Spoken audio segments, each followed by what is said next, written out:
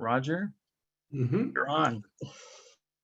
Well, thank you, Donald Parlow, for putting me on.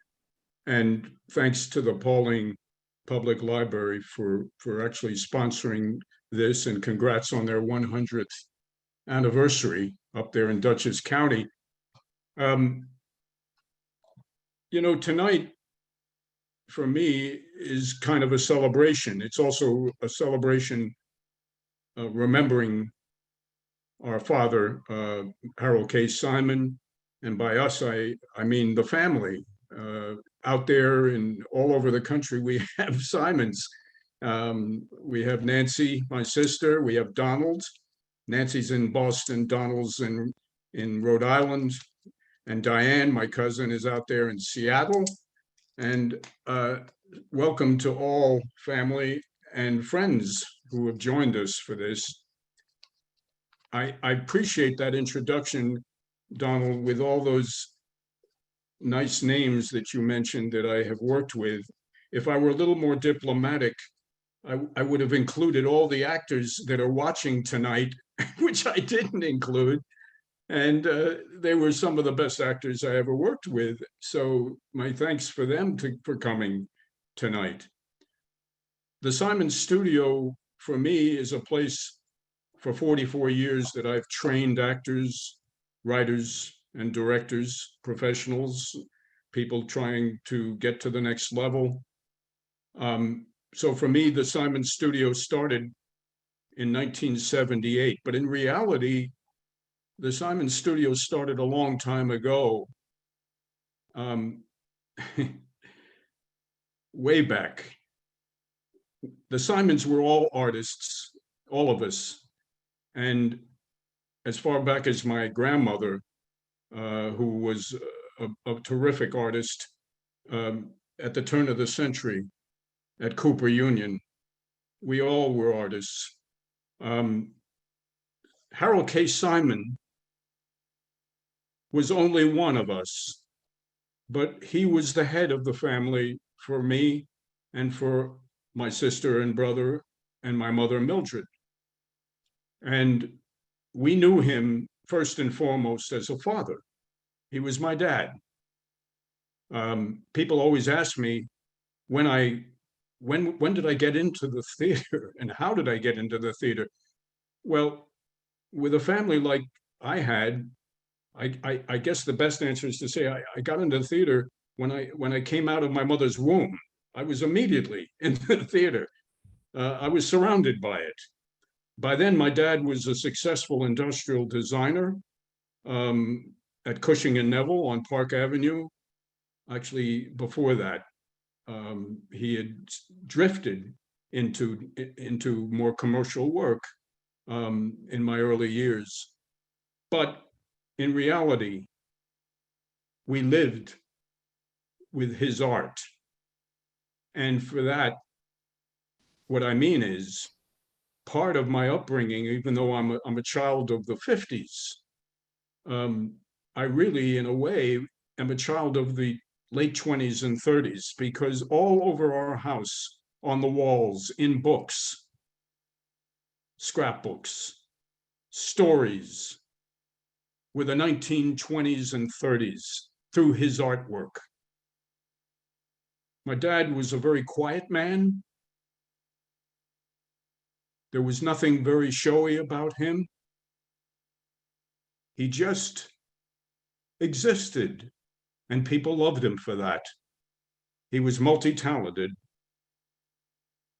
and I don't know any better way to introduce my dad and to talk to you tonight about him than to read from the introduction to the column that he created for a magazine called Gotham Life. And this column has an intro by Mr. Harold K. Simon. He was 19 years of age when he did this column. Howdy, folks. Step right up and step right in the bus and see the Great White Way in pictures. leaving at any moment now. Hey, lady, this means you too.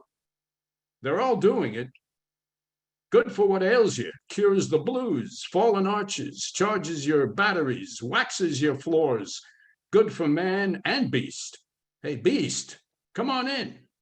Taking in all the points and people of interest, the announcer will point out and also personally introduce all kinds and species of celebrities, kings of sports, stage and movie big shots, high mucky mucks of politics and other foreigners. And maybe you'd like to hear a word or two about the young chap that's conducting this comicature through the Great White Way. His name is Harold K. Simon. He hails from Columbus, Mississippi, way down in Dixie, and he's only been in New York 5 years, having come in the year 1925. He's a constant patron of the theater. While attending first nights, he enjoys meeting and studying celebrities. His studio looks like Sardi's restaurant with caricatures all around the walls of the room.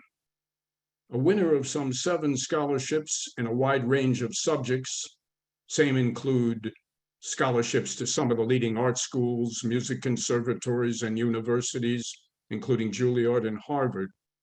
As a youngster of 12, he was kissed on the forehead by Paderewski after his performing on the piano for the master, and he didn't wash his head for weeks after this event.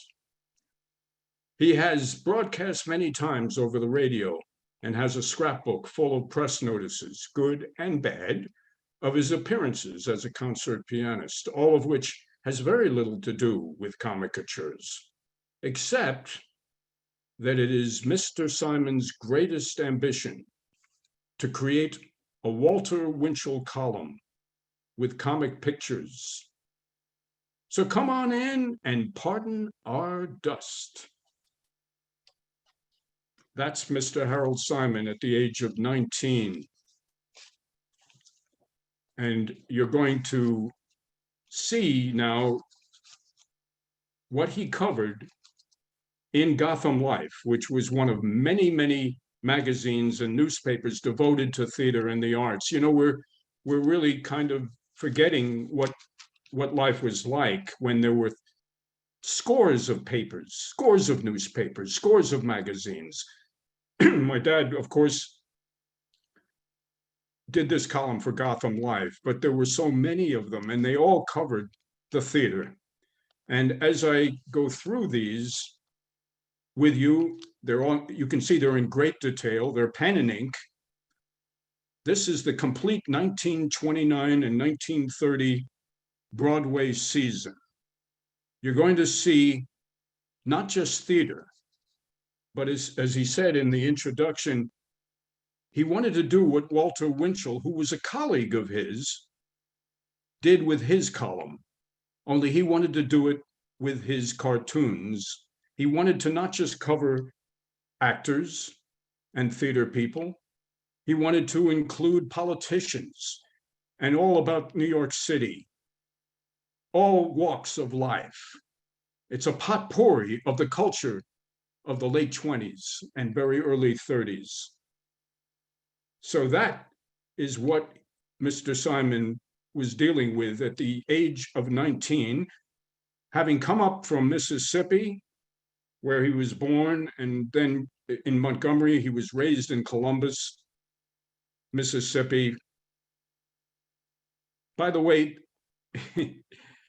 years later, when I was directing Tennessee Williams, a world premiere of his called A Lovely Afternoon at Creve Coeur, I said to Mr. Williams, when he said to me, "My boy, I'm not sure we have much in common." I said, "Yes, but you know, there's one thing maybe, Tennessee, we do have in common, and that is my father and you were in Columbus, Mississippi in 1910, the same year." I said, "Of course, he was on the other side of the tracks from you, Tennessee." And he went, "Yes, he was. Yes, he was."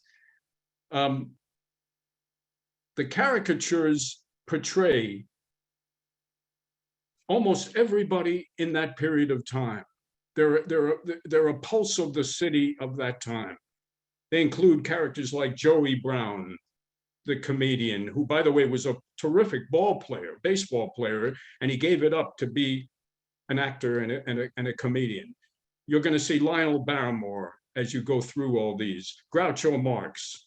And then there's Mayor James J. Walker, Fanny Brice, Walter Winchell, Groucho Marx, and all the Marx brothers, Rudy Valley, Jed Harris, who was the famous producer-director, who was the first director of Our Town, by the way, Greta Garbo, Lillian Gish, Judge Kennesaw Mountain Landis, the baseball commissioner, who, by the way, was, associated with the black scandal, black Chicago Sox, and of course, Babe Ruth, and then John Ringling of circus fame, David Belasco, the producer, Adolf Zucker, Marlena Dietrich, Kate Smith, Bert Lahr. I wish John Lahr were here tonight because I'd love him to see his father done by my father. Jimmy Durante, Clifton Webb, George Gershwin, really the voice of this period in terms of music, as my brother Don points out. Catherine Cornell, Eva Le Gallienne, Mickey Mouse, don't forget Mickey, John Barrymore, Gloria Swanson, Adolphe Menjou, George S. Kaufman, Arturo Toscanini, Earl Carroll, the producer, Mae West, Morris Karnofsky, Margaret Barker of the group theater, whom I later actually worked with at Williamstown, Franchot Tone, Charles Lawton, Gilbert Miller, and Ed Wynn, just a few.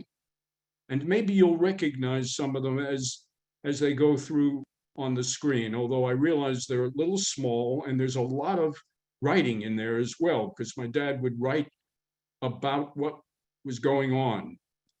Keep in mind, there was no off-Broadway in those days. Everything was on Broadway.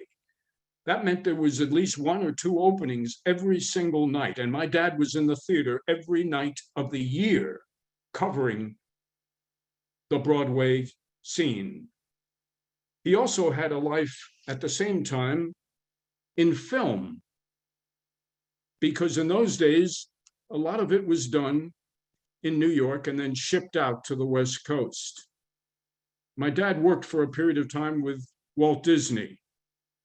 He worked with Screen Gems, and they were in charge of doing so much of the artwork and publicity for both Broadway and Hollywood. Grantland and Rice, he did a lot of sports shorts.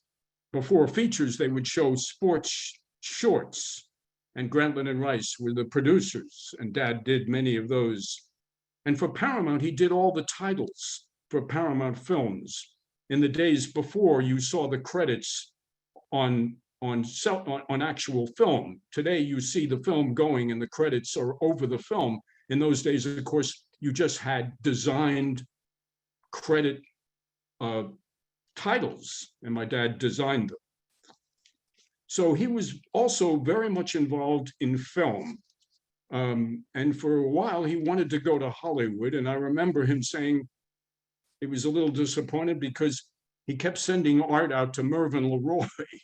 Mervyn LeRoy was one of the producers of the time, and he kept taking my dad's art and teasing him, but never gave him that chance to go out to Hollywood. But my dad really loved the theater, and that was his heart. And so we're going to mostly talk about what he did in terms of covering not only the 1929 and 30 season, but the heart of what New York was in those days, because that's what he was covering. I hope to show you and tell you a little bit about the life of those times. In 1929,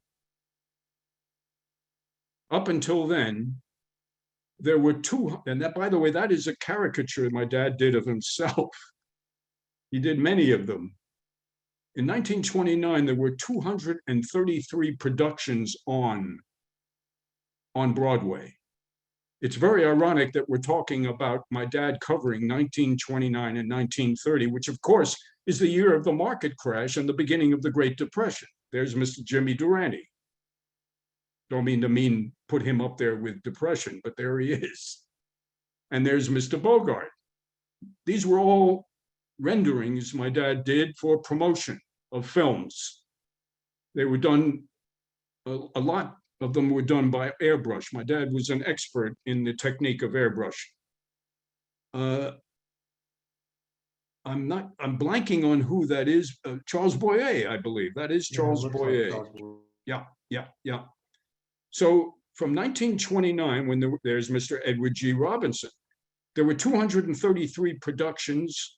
By 1930, with the Depression, that was reduced to 187. That gives you an idea of what happened in the year my father was covering Broadway. That's Mr. Paul Muni, one of my idols. I love him.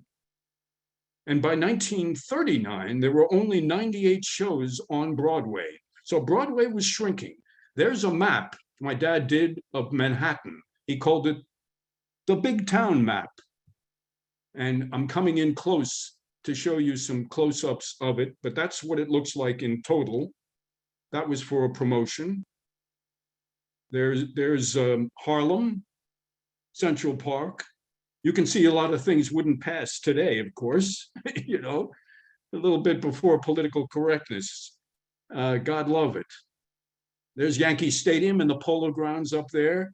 And here you can see the lower part of Manhattan, Greenwich Village with the artist. You can pick out a lot of things in this close-up.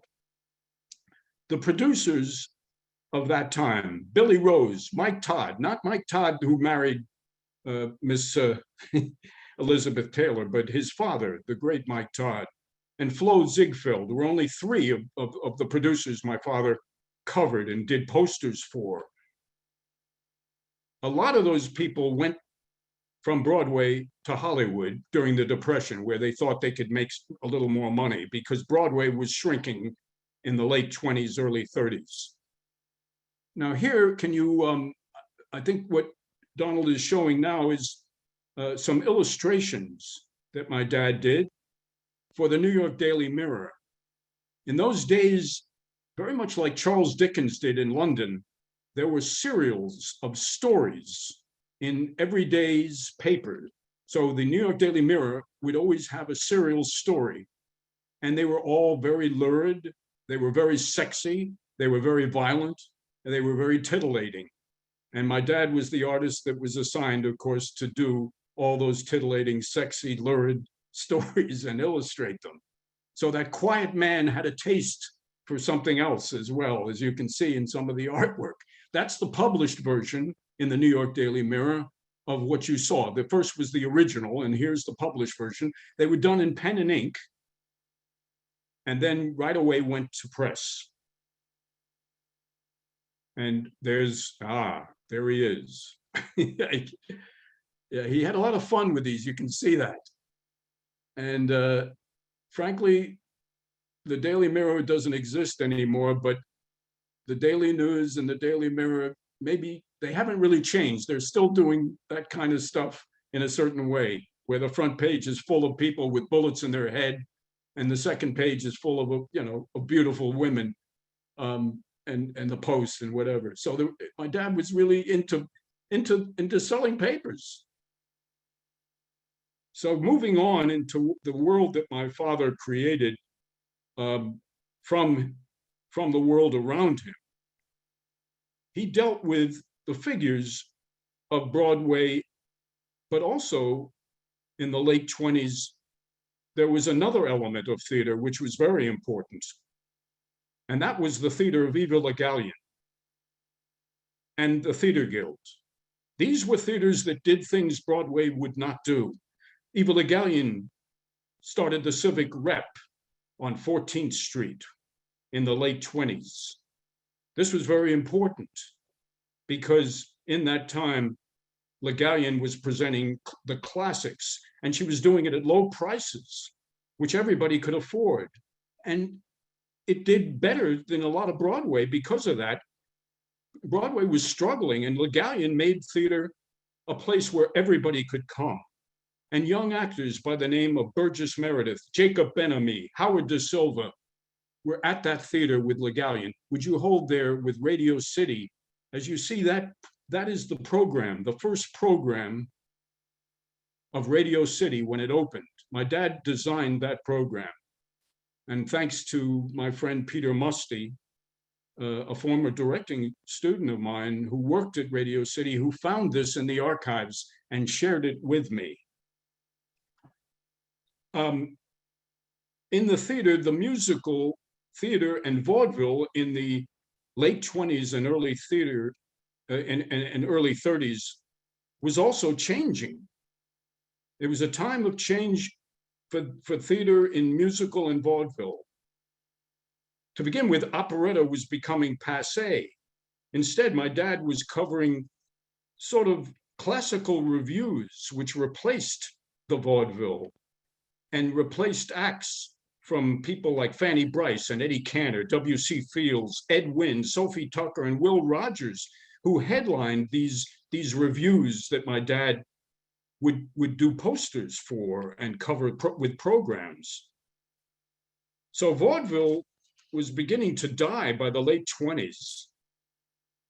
It went from 1,500 theaters on the vaudeville circuit in the 1920s to the end of the 20s, early 30s, when there were only 300 vaudeville theaters left. And of them, most of them had to begin showing films in order to survive.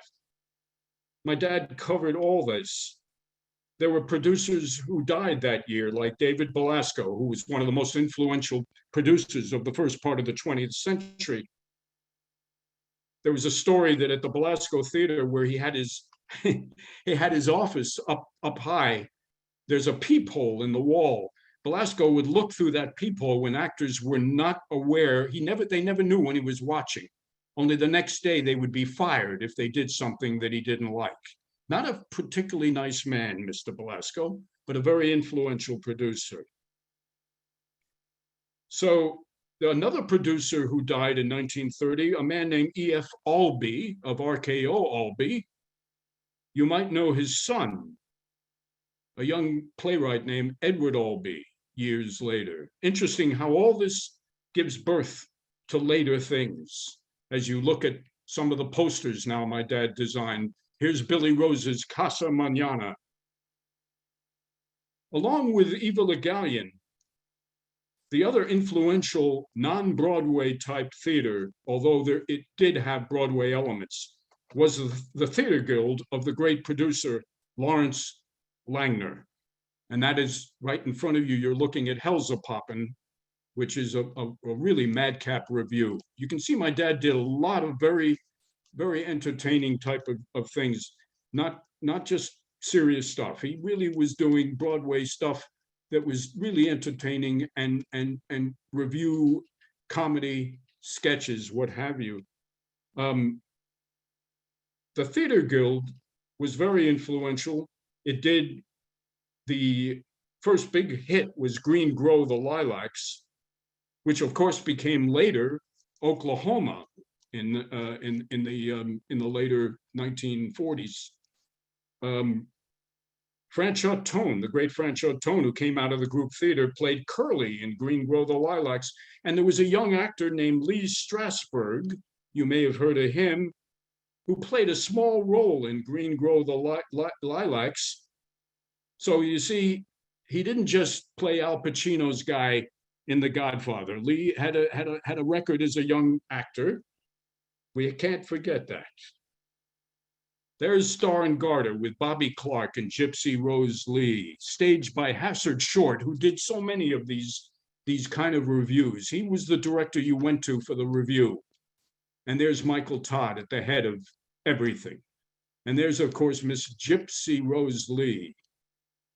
My dad had a nice way with drawing showgirls, I must say. He did like it. I guess he met a few along the way as well. So there's the original Boys from Syracuse on Broadway with Mr. Abbott directing, Rodgers and Hart. The Theater Guild also did O'Neill's Wilderness, which was Mr. O'Neill starting to get a little bit lighter than his heavier stuff. And that brought back Mr. George M. Cohan to the stage. Cohan had become a little bit out of date. because theater was getting a little more into more serious things. There's another review, The Streets of Paris. 1930 saw the debut of Miss Ethel Merman in George Gershwin's Girl Crazy. It was said that Gershwin, when he heard Merman sing for the first time, told her, "Miss Merman, never go near a voice teacher." So I guess she never did. And the press said of Merman, "Merman could hold a note longer than Chase Manhattan." In those days, the press had a way with a phrase, maybe more than I think they do today. And my dad was part of that too. He liked to write little phrases like that in his column. Ethel Merman in Something for the Boys, Hassard Shirt directing, Cole Porter songs. There we are. And then, of course, my dad covered somebody who was very much, he walked by almost every day, Mr. George F. Kaufman, who was not only a famous writer and director, but he also acted, and he was a critic as well. So my dad used to see him all the time. Along with Mr. Moss Hart, of course, Kaufman and Hart worked so much in the 30s. Once in a Lifetime, Of Thee I Sing, which Kaufman did with George Gershwin and Maurice Siskin, who did the book. Dinner at 8 with co-writer Edna Ferber. And of course, everybody's done You Can't Take It With You in high school. That was with Moss Hart and George S. Kaufman. There you see Room Service, the original production. Room Service, directed again by George Abbott, who, as many of you may know, lived to be 100 years old and directed almost as long as he lived. The famous story about Mr. Abbott. An actor asked, "Mr. Abbott, why are you asking to move from left to right? It doesn't make sense." And Mr. Abbott looked him straight in the eye and said, "Because you don't want to lose your job, kid." So Mr. Abbott had a way with actors that may not be considered modern today, but he did an awful lot of work and was probably the most influential director of plays in that day, one of them anyway. George Kaufman, we know, many of us remember from What's My Line on television, and some of us may recall he had that scandalous affair with Miss Mary Astor. He was quite a ladies' man. And he was known for never smiling at jokes he wrote. He would sit as a director in the orchestra, and he would then, without smiling, just say to the actors, "That was the funniest you've ever done it." Never let on by laughing. The Man Who Came to Dinner was a big hit that he did with Moss Hart, with Mr. Monty Woolley starring. And there's Earl Carroll Broadway Theater. That's one of my favorite posters my dad did. The Earl Carroll Vanities gives you an idea of the kind of show it is. You can see what Mr. Earl Carroll liked to put on his stage. They're all in his head and in his neck. Yes, definitely something for everybody, I guess. Not for everybody, I should say. For the people who like ladies, I think you could say.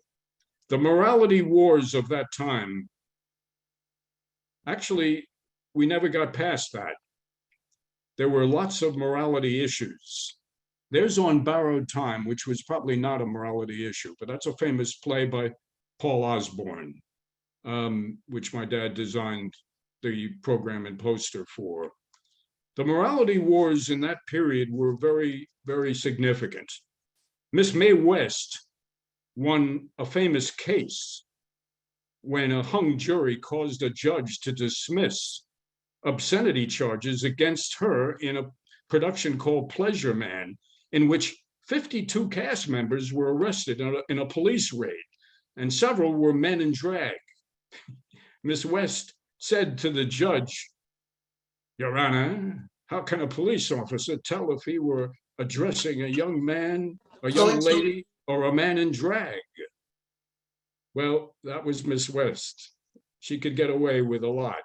As a result of that, we got the Wales Padlock Law Amendment in New York City, which said that only writers and producers, not cast or crew, can be held responsible for material deemed obscene or immoral. And those wars, believe it or not, are still around today. But Ed Wynn, Don, if you could hold those masks for just a second. Ed Wynn was doing a play called Simple Simon. I love the name of that. At the Philadelphia Schubert Theater. And Ed Wynn refused to go on until the show cards for the next attraction were removed from the lobby. And that show with the show cards that he wanted removed were from Earl Carroll's sketchbook. And I think you can see why he wanted them removed, because he was losing his family audience, he feared. And that war between artistic creators versus the righteous really never reached its conclusion, as we know, because we remember well Terrence McNally's Corpus Christi at the Manhattan Theater Club not too long ago. So we're still fighting that war. We're still a puritanic society in many ways. And the theater of the 30s went from one extreme to another, very serious and then very bawdy and very rowdy. It should, in the 1930s, have been a theater where it should have been a decade of loss because of the Depression. But instead, for the artistic theater, it was a period of great transitions and growth.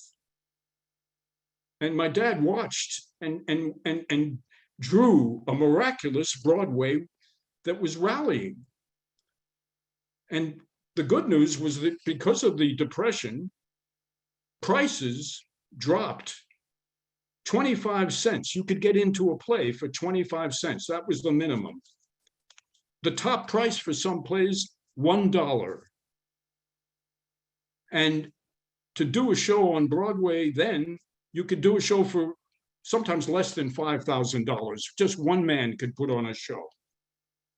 What a change today when 40 people go up to get a Tony Award, 40 people as producers today for the budgets that it takes. In those days, one man, $5,000. But the wonderful thing about the 1930s that my dad was covering was that experimentation was reigning supreme.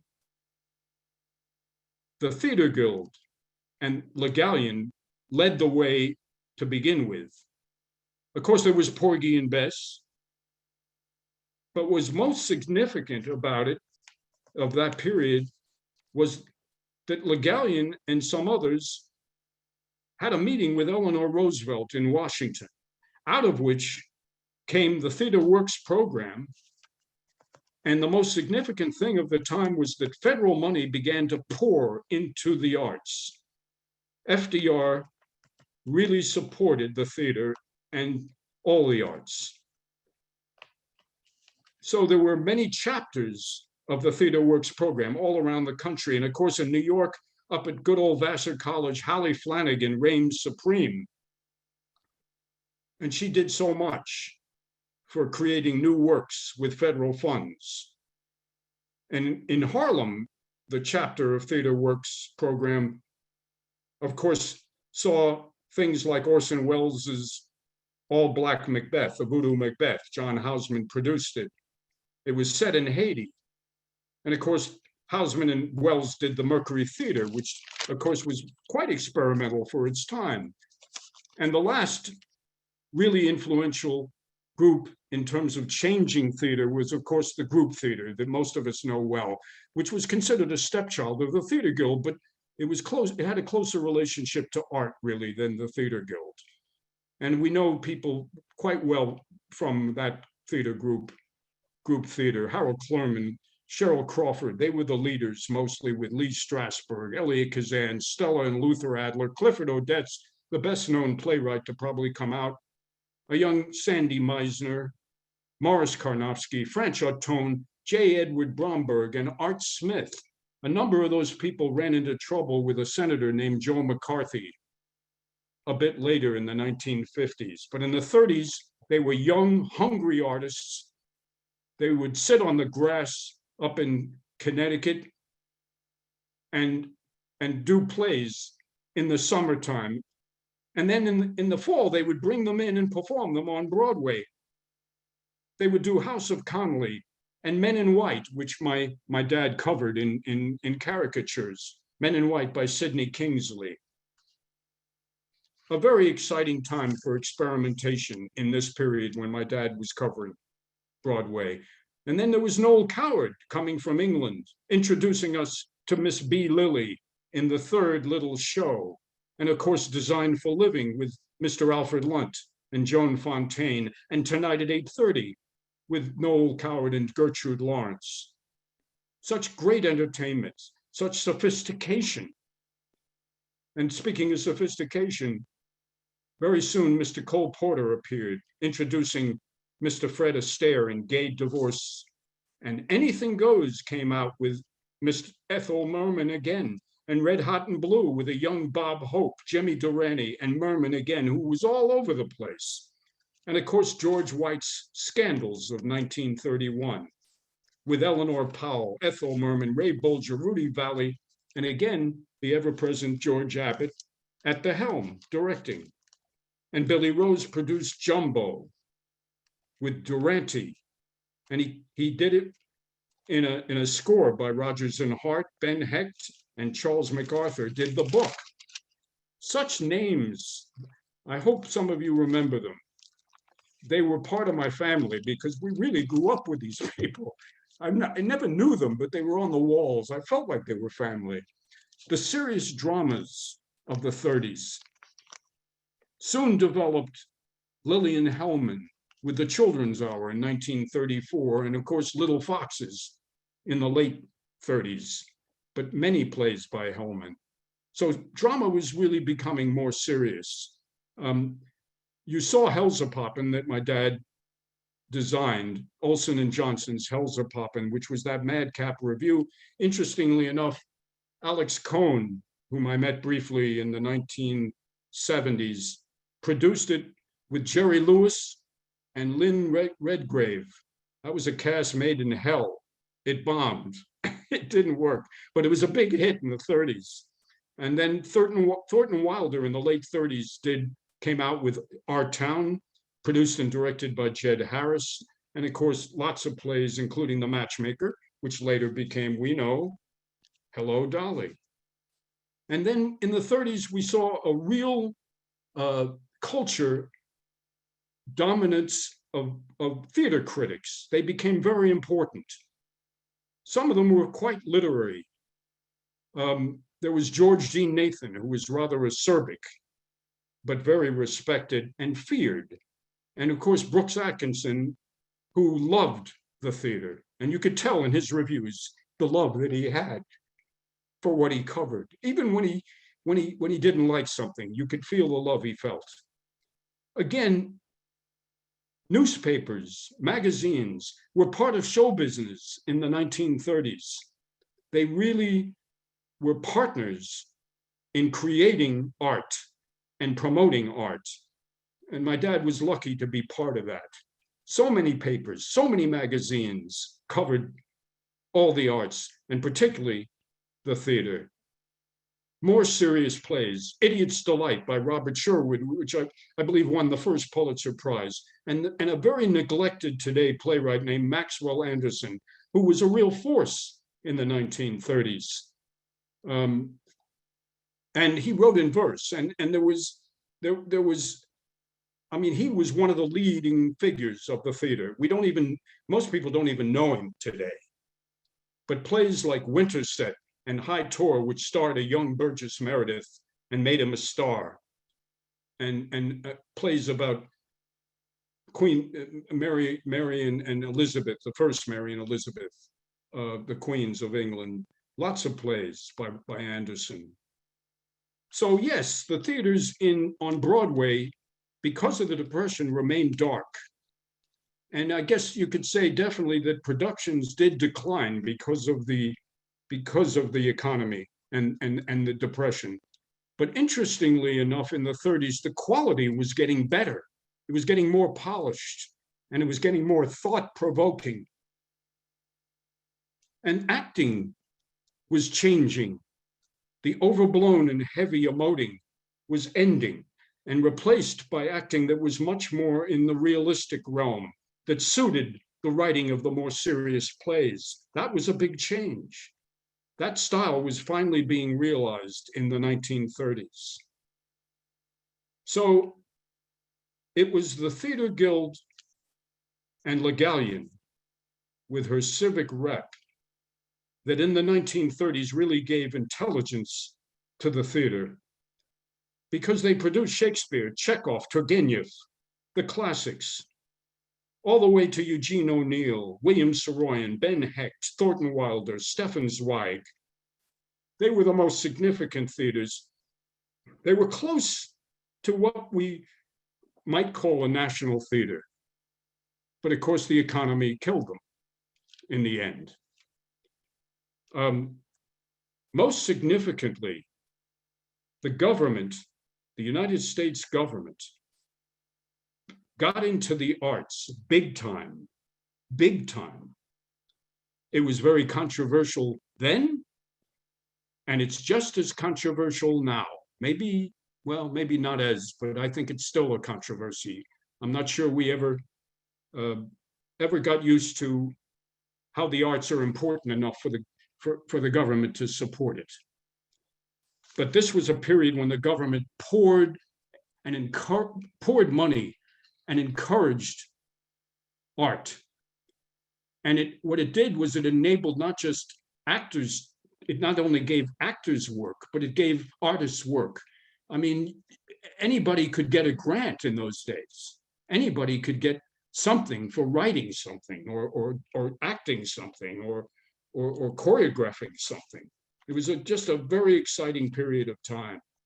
So in the end, what we have to say about my father's 1929, 1930, going on into the 1930s, was Broadway may have been smaller, but you have to say it was brighter and it was stronger. And yes, it was purer.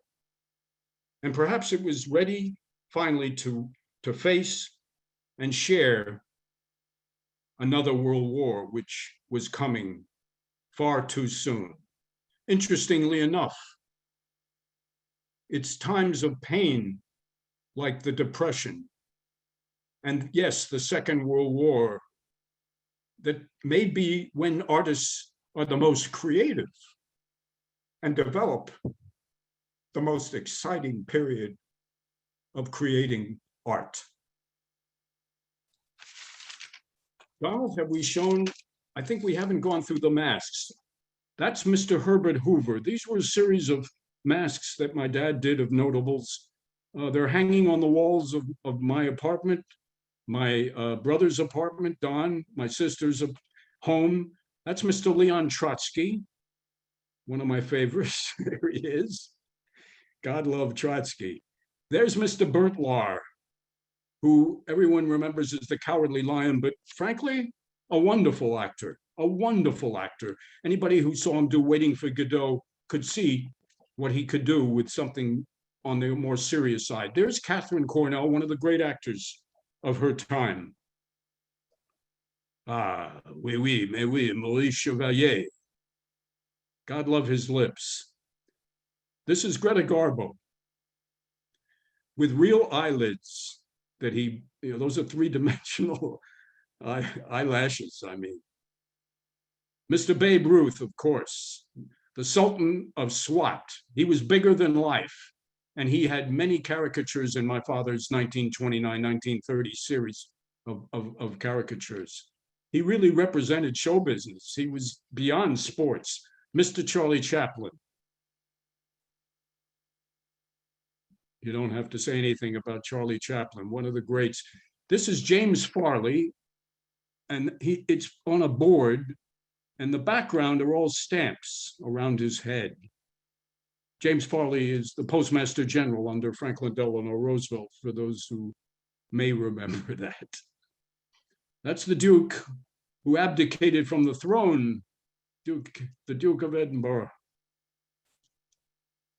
I love that one. That's Rabbi Wise with a three-dimensional tie. one of the famous rabbis of the time. That's another, I believe, Catherine Cornell.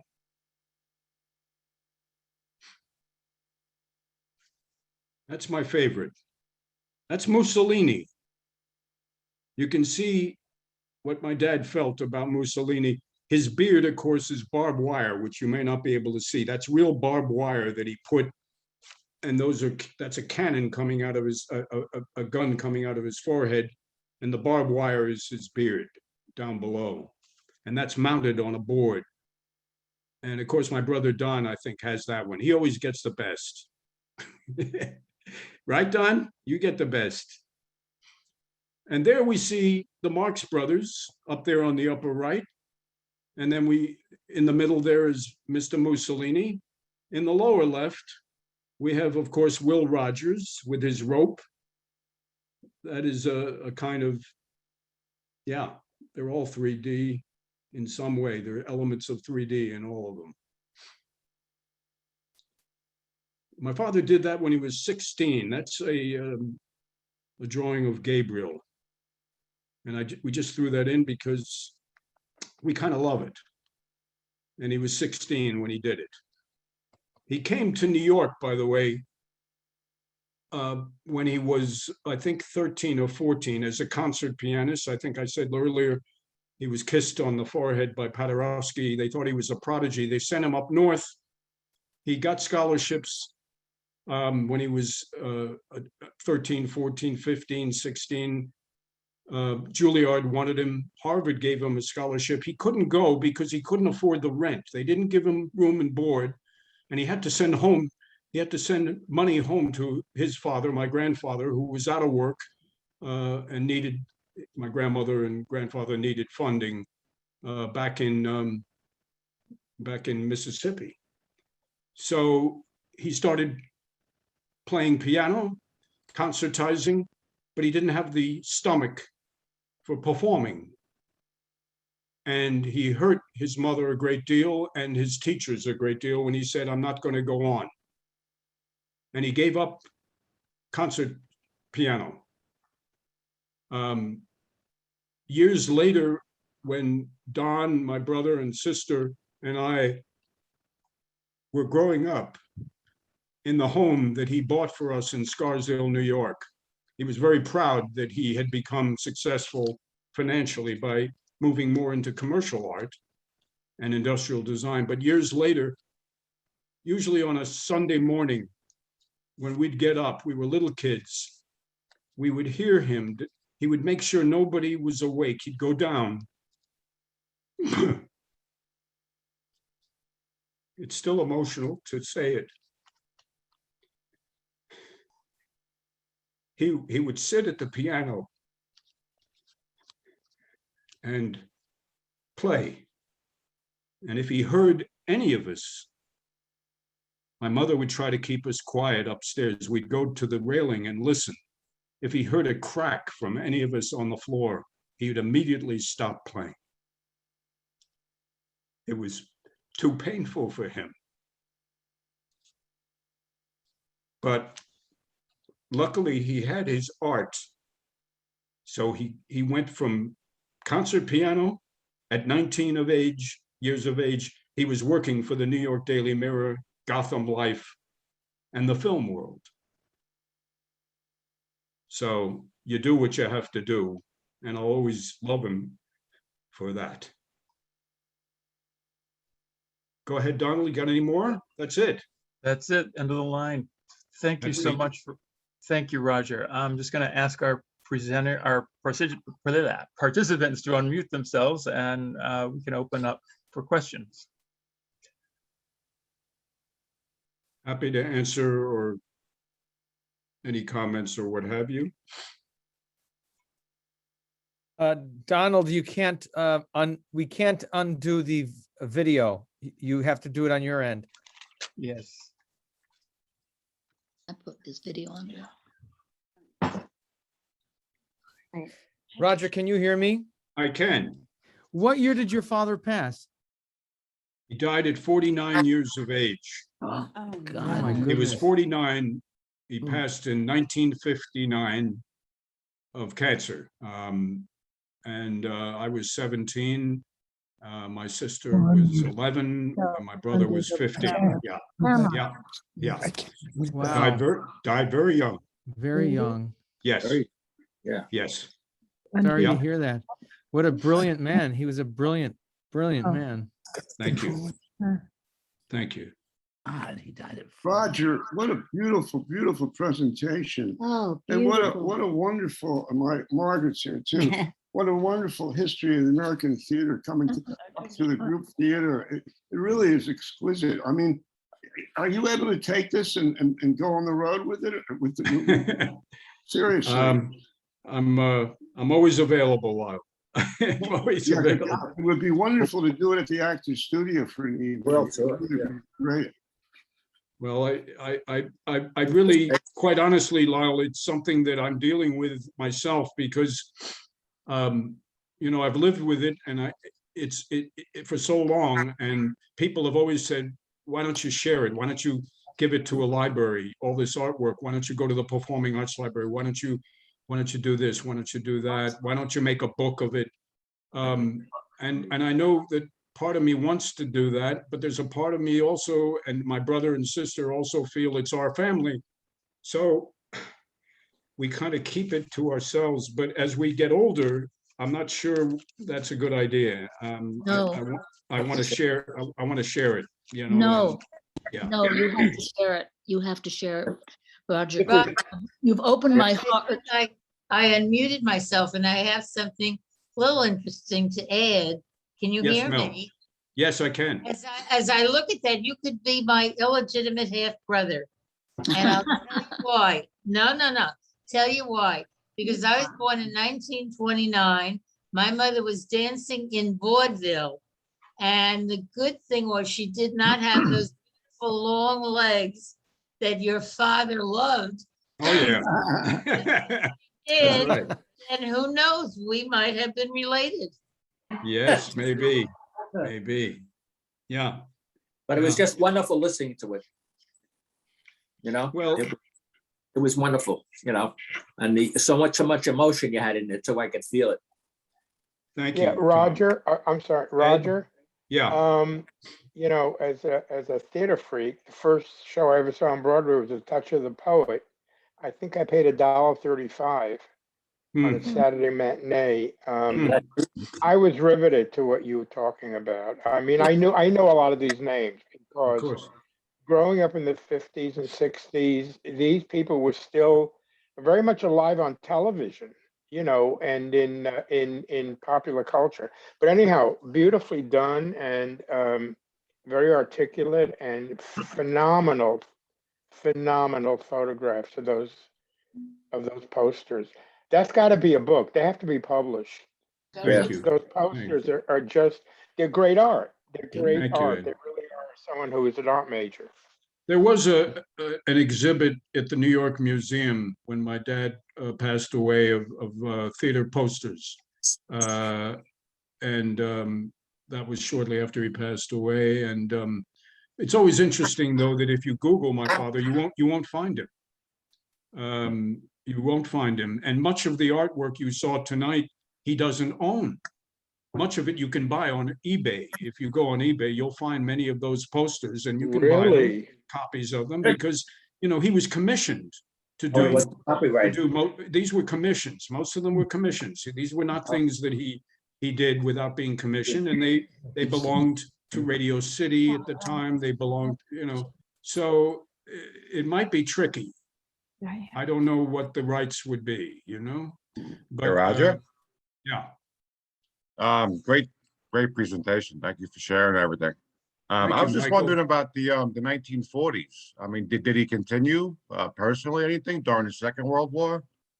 During the 1940s, Michael, it's interesting that during the 1940s, I have books of his work. It's extremely exciting what he did in the 1940s. Of course, that was during the Second World War. Instead of going overseas, the government had him working for them, and he has exquisite airbrush drawings. What he did was he worked with all the designer, all the engineers, all the munitions people, the map makers. He made maps, strategic maps for the war. And of course, a lot of the war depended on raising money from the government to get munitions. And his job was to make illustrations of what the engineers had created so that they could get money to produce what they created. So my father was working for the government. Oh, wow.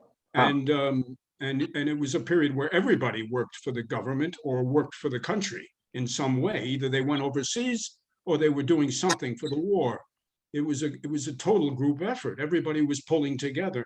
So that period was one of his most creative periods, but it's all maps, very technical, gorgeous drawings. I have books of it. And then things like Westinghouse, also General Electric. He did airbrush designs for them. And then he got more into the commercial end after the war and became, as I said, an industrial designer, and got What away about the from. newsreels, Rod?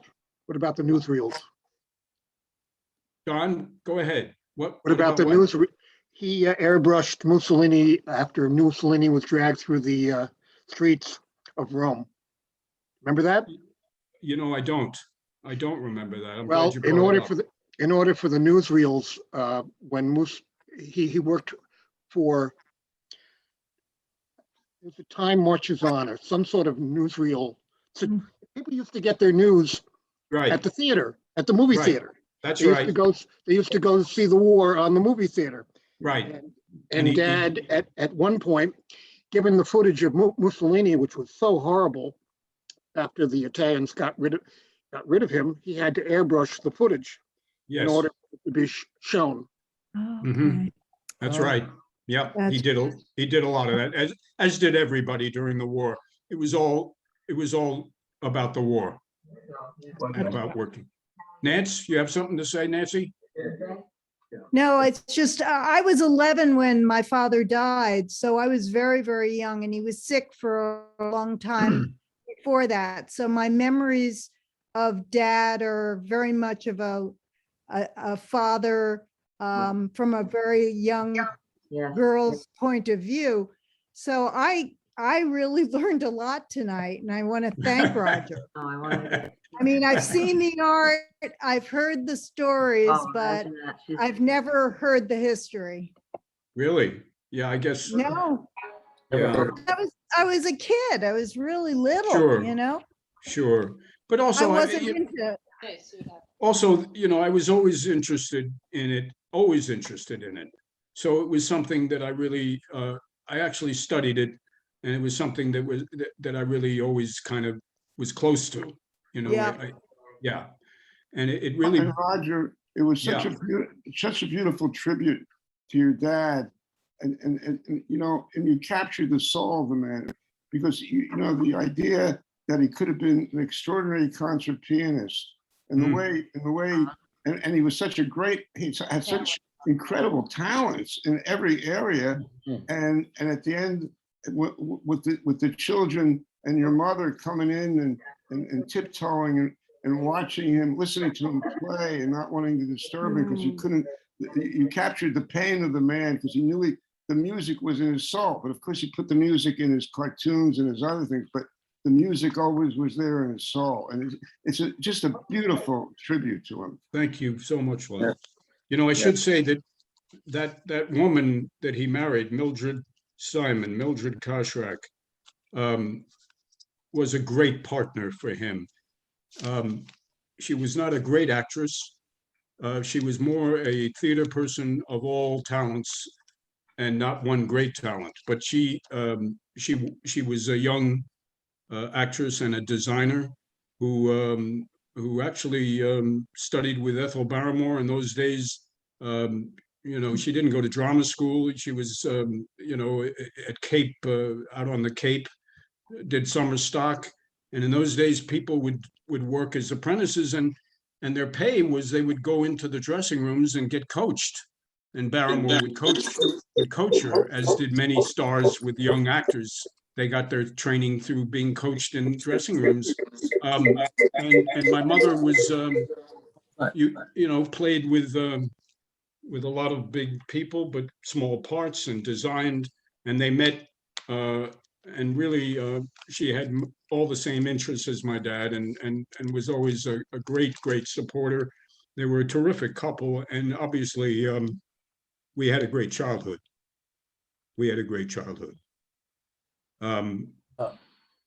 Yeah, so it was kind of, Joe?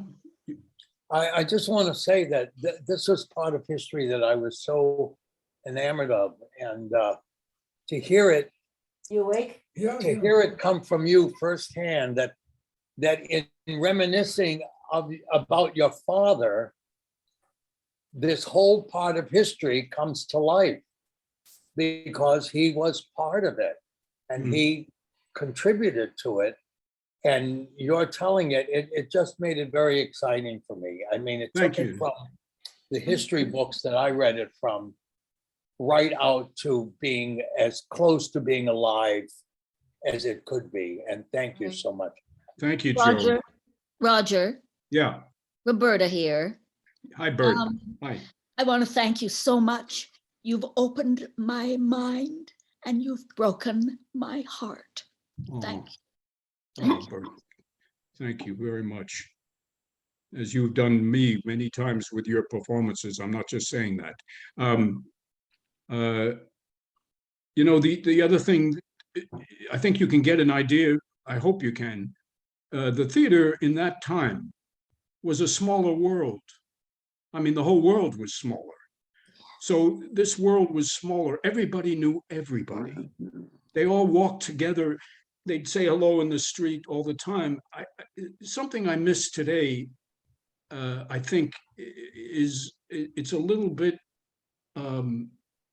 segregated more than it was. I think because it was a smaller world, people somehow, there was more interaction among all people in the theater, perhaps more than you get today. I don't know. It's a kind of feeling I have. Maybe because we're maybe the economy makes it partly that, but people really pulled together more in this period of time and supported each other, obviously, because of the Depression, and helped each other. Although there was great competition, don't get me wrong, there was, and a lot of ego, tremendous egos. But somehow I think it was a smaller world, and people felt much more a part of it than some young people do today. I think they feel isolated from it a little bit today, in terms of Broadway versus experimentation. It's just a feeling I have. It was a real community. Yeah. Rod, I didn't mean to cut you off. I'm so sorry. No, please go ahead. This is Bob. When you're saying that, I mean, there are a couple of things that run through my mind. The first is that I think that we were in the early days of talking pictures. And so they hadn't really, perhaps they were beginning to really dominate the mind share of people who were interested in being entertained, but they weren't completely dominant. And the theater still represented an art form that people wanted to experience, that sought to experience. And it was so directly tied to nightlife in New York as well. So, in the work that you showed, your father's following these people into nightclubs, into the after hours world, and that was a celebrity that people craved information about. It was particularly on this part of the world, but certainly I think in the broader community of the United States, there was still a lot of interest in those people and their celebrity. Yes. And in fact, I think your father was at a unique point. And what makes this particularly fascinating, beyond its obviously the personal connection, which is so powerful, and that I think you're hearing everybody respond to, is that it was a bit of an inflection point, a bit of a point of change. You talked about the fact that we were moving from vaudeville to variety review to what eventually became narrative musical. Yeah. And that's another change that he was documenting, perhaps living, experiencing. I think for that reason alone, this has such enormous value as a historical document.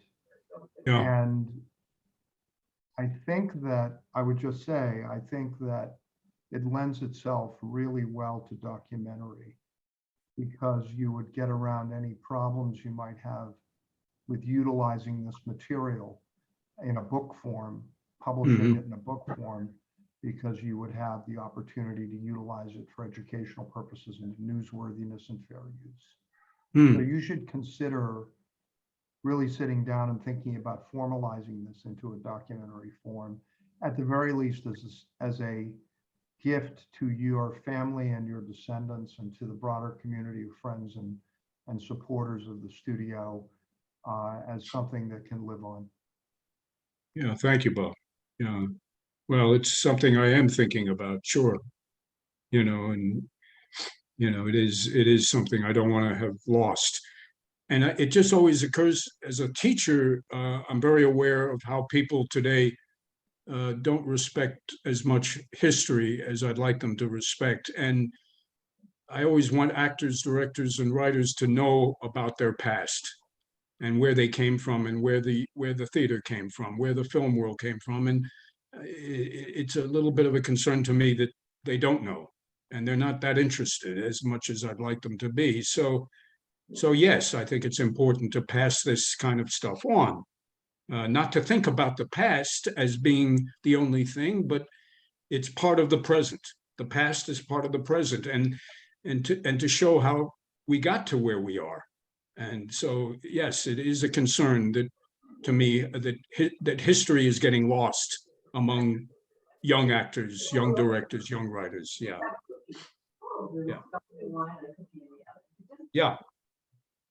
Roger? Oh, Yes. Hi, Lenore. hi. I'm going to have to go, but I'll call you. But it was just wonderful. It was beyond wonderful. Thank you. It was just wonderful, so I want to thank you. And I sent it to a number of my artist friends, but they didn't have the brains to maybe sign up, but I'll call you. Okay. But I want to thank you. It was so, Thank you, Lenore. And also, Paul Mann, of course, was so much a part of this as a young actor in the group theaters. Yeah. And we both knew Paul. And so I think of him as part of this history very much. Yes, we will have to compare, because I'm working on a book. But I have somebody that I'm going to talk to you about that maybe could be helpful to you. A film historian. Yeah. So Okay. I'll be calling you, but thank you so much. It was just excellent. Thanks for coming.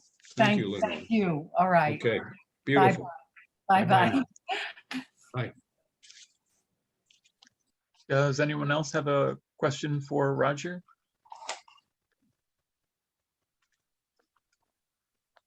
Yeah, Roger, hi. Will Hey, this, Stefan. can we Hi. see, hi, can we see this again at some point? Uh, You're recording it, so I'm just wondering if that would be possible. Yes, Donald, I want to thank Donald Parlow again for all the work he put in on this. And he has, I believe, recorded it. There might even be film in the camera, Steph. You never know. You might have film in the camera. And again, I want to thank Don Simon, my brother, for putting together some of the artwork that he has. Roger, did you inherit your sense of humor from your father? Yes, whatever I have, I think he definitely was a man who was very quiet, but he had a very, very definitely strong sense of humor. And it was a quiet one. He'd sneak it up on you, Sounds familiar. Well, it's a little different than mine. I'm not so quiet. He's more quiet, Yeah. Roger, you can see Yeah. his sense of humor in his work. Yes, that's You can actually see it in absolutely, his Ed. work. Absolutely. The humor is all over those caricatures. Yeah, but they're not outrageous. They're No. just very subtly funny. Yeah, Great work. Anyhow. and I don't think he had problems with those people. As far as I know, I'm sure he must have had some who didn't like what he did, but I believe they liked what it was flat. I think they felt flattered to be in his column. I think most of them were. You can see he loved the subjects. He loved the subject, and for a quiet guy, he loved people, and people loved him. And he just loved studying people and loved being around them. But he never talked much unless he would just listen and observe people, and obviously he would suck up everything. Yeah.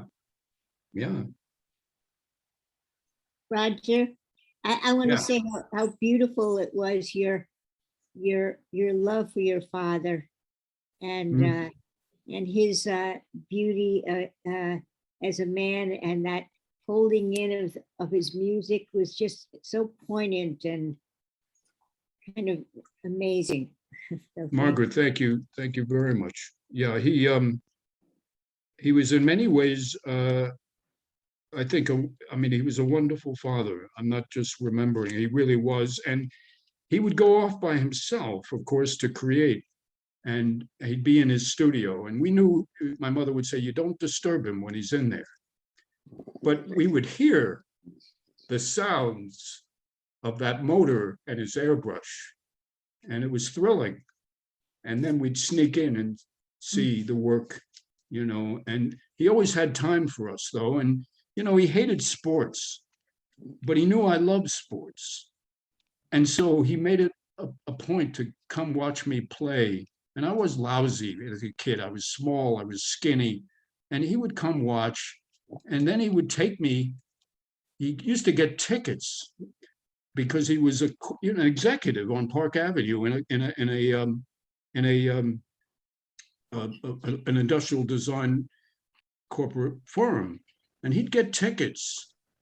He was part of Mad Men. He used to go to the advertising club. He used to be in that group. They would get tickets to the World Series, and he would take me every year and to see ball games. And he didn't like baseball, but he would take me all the time. And I was spoiled because the Yankees were in every single year. And of course, we took it for granted. I went to the first year, the first baseball game I saw was 51. I saw Satchel Paige pitch for the Browns. And I saw, and he took me to these things. And then I went to the World Series in 1952. That was the first series I saw. I went in 52, 53. I didn't go in 54 because it was the Cleveland Indians. Didn't want to see them. And then I went to see 53, and then 55 with the Dodgers, 56, 57, and 58 with the Milwaukee Braves. All through the 50s, every year we had one game that he would get and take me to see, and it was great. So he would do things as a father, even though he was very creative, very devoted to his work. And I obviously I loved him for that. And I think he was good to Dan and to Nancy and Don, I think, too, obviously. So, would anyone else like to ask Roger a question? No? All right. Well, Roger, Hendricks Simon, thank you for this magnificent presentation. Well, Donald, Paulo, thank you. Thank you, Roger. Yes. Thank you all. Thank you all very much. Thank you. It was I great. appreciate it. Thank you, Roger. Congratulations, it was beautiful. I Lovely. appreciate it, guys. I appreciate Lovely. it. Thank you so Roger, much. so much. Thank All you. right. Wonderful Thanks for program. being part of it. Thanks for being part of it. Roger. Thank you, Roger. Thank you. Nice Thank you, to see Roger. everyone. Bye-bye. Everybody. Beautiful guys. job. Good night to you Goodbye. all. Bye. Bye-bye. Hey. Wonderful.